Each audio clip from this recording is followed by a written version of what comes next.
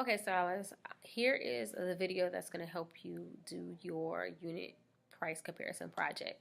So the main things that you'll need for this project are sales papers from a grocery store. This one is from Publix.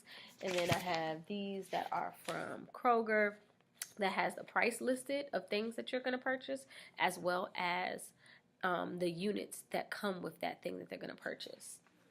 So, as your unit project guidelines state, you have to have 5 grocery items that you are going to pick to purchase.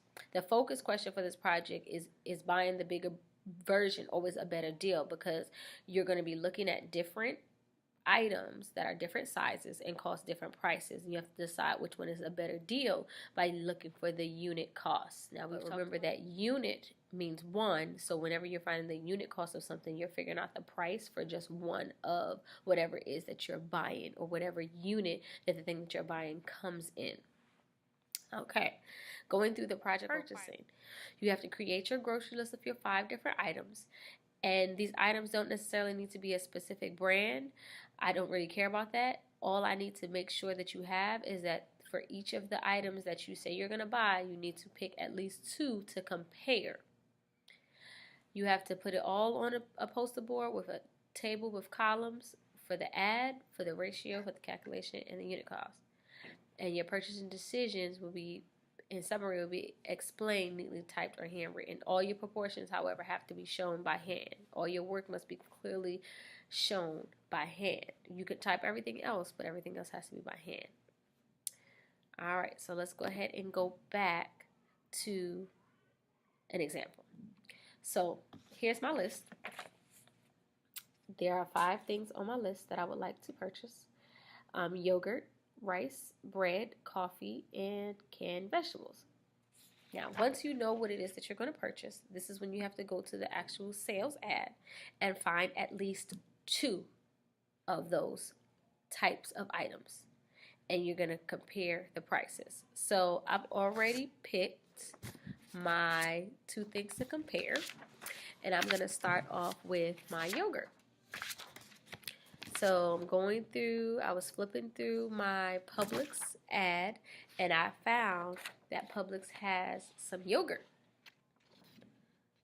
You see that? It is 10 yogurts for $8. And then I saw a similar one in my Kroger circular that had Kroger yogurt that was 10 for $7. Can you see that right here up in that right corner? So now that I have my 2 things that I'm going to purchase, I'm going to take those 2 things and I'm going to cut them out, because I know I'm going to have to put that on my poster board.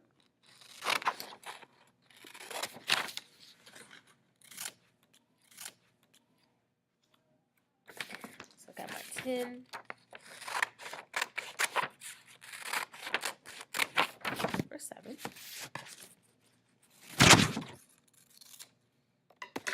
Okay. Now, once I have that, I'm going to first do my work on a scratch sheet of paper so I don't mess up my poster board. As I said, you have to include the unit price for the thing that you're buying. So if I am looking at the price for my Kroger yogurt, it said Kroger yogurt is 10 yogurts for $7. I always put the price on top. I always put the price on top when I'm writing price to units as a ratio. And then my Publix Greek yogurt was $8 for 10 yogurts. So I have it written as a rate right now, and now I need to know what it is as a unit rate.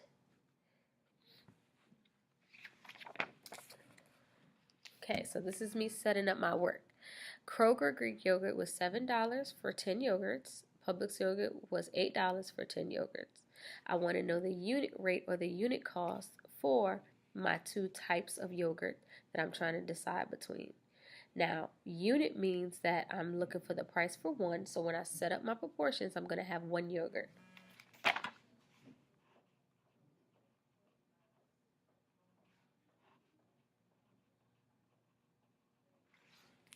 Okay, as you can see, now I have it set up. Now I just have to solve it. If I wanted to figure out what it was for 10, all I have to do is do division, because if it costs $7 for 10 of them, if I wanted to know the price for one of them, I just have to divide by 10 to figure out how much it's going to cost for each one. So I'm going to do that right here. If I do 7 divided by 10, that's a decimal and a 0, because 10 can't go into 7 and 10 goes into 77 times, which means that's going to be a price of 0.70 cents. Same thing with the Publix yogurt. I divide by 10, 0.80 cents. So now that I see the unit price, I can tell that the best buy would be for me to purchase the Kroger brand yogurt.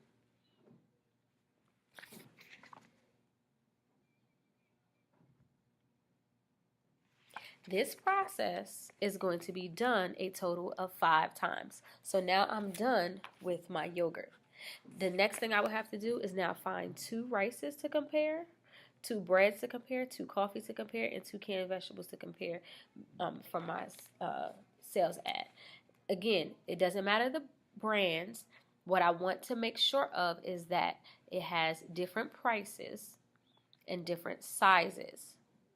Different prices and different sizes. Let's look at another example. So many of you also ask, can you use sales papers from online, or can you search it online? And absolutely. So let's do an example like that. So I searched online and I found this coffee at CVS for $3.99.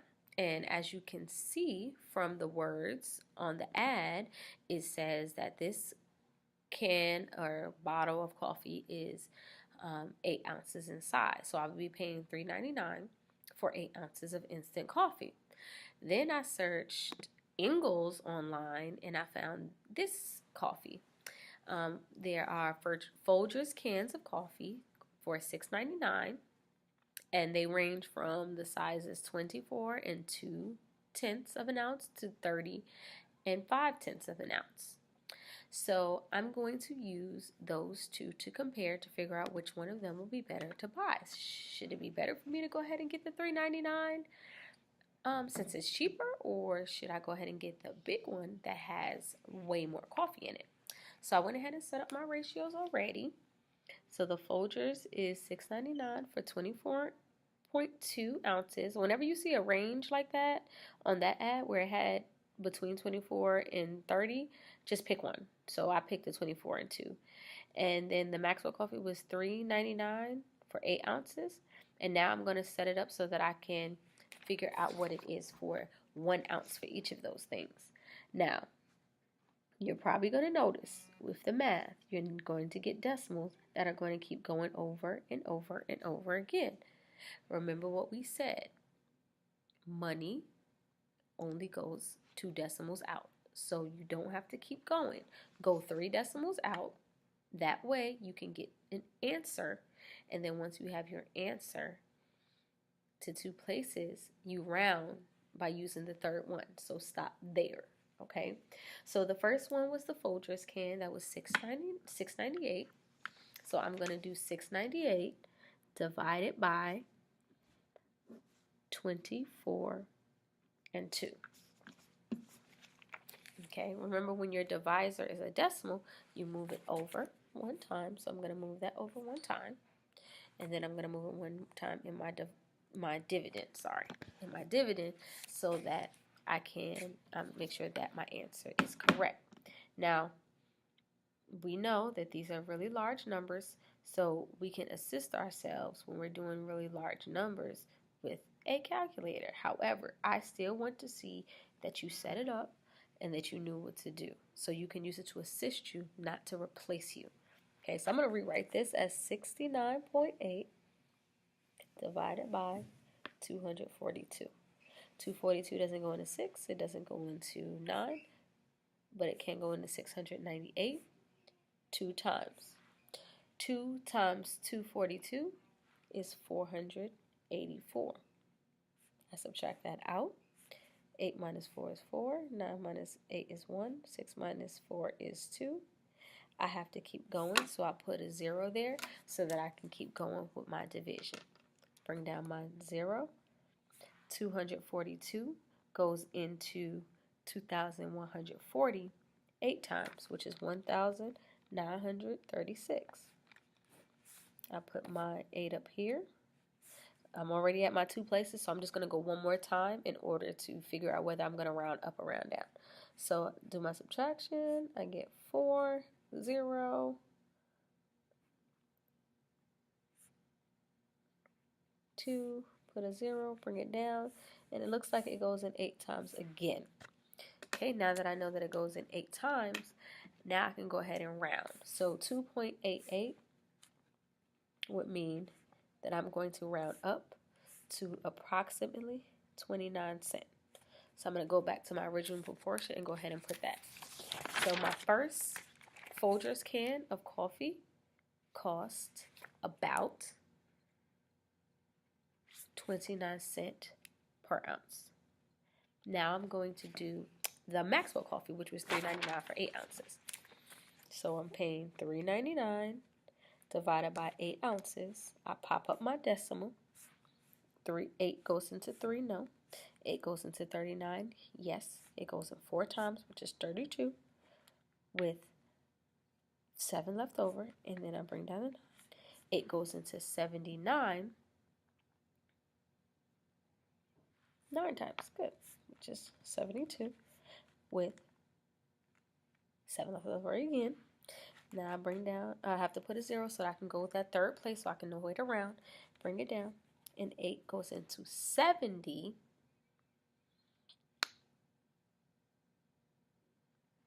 8 times. There we go.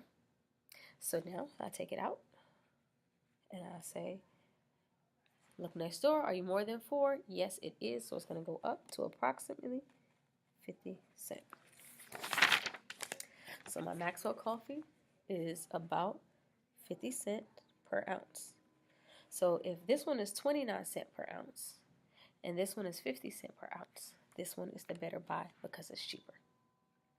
Okay, so again, you're going to have to do this 5 times with each of your 5 items. You can compare more than 2, but you have to compare at least 2 for your individual items. So if I say coffee is one of the things on my chart, I have to have 2 different coffees, figure out the unit price, and solve it. A couple of hints. Remember that money does not go out further than 2 decimals. So you only go out 3 decimals and then you round.